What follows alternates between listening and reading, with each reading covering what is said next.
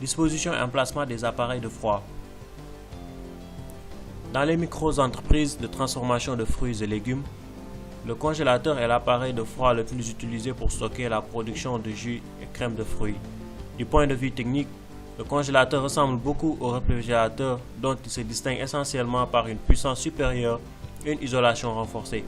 Pour un fonctionnement optimal, l'appareil de production de froid évacuant de la chaleur pour sa grille extérieure à l'arrière doit être bien aéré par un flux d'air ambiant renouvelé sans cesse. Où se situent les pertes potentielles d'énergie?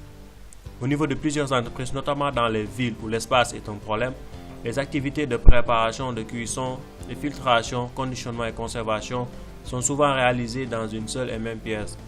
Ainsi, les appareils et cuissons côtoient les réfrigérateurs et congélateurs. Spécifiquement, la cuisson entraîne un réchauffement important de l'air ambiant.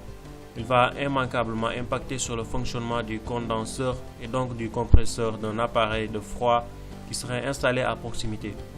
Les besoins de l'appareil de cuisson et de l'appareil de froid sont antinomiques et par conséquent ce dernier risque de fonctionner dans les conditions défavorables au moins pendant toute la durée de la cuisson, entraînant une surconsommation d'énergie électrique. En plaçant les équipements dans les espaces dédiés et bien séparés, le groupe de compresseurs froid ne sera pas exposé et fonctionnera dans la meilleure condition. Cela permettra d'éviter les surconsommations d'énergie électrique de l'ordre de 30 à 35%.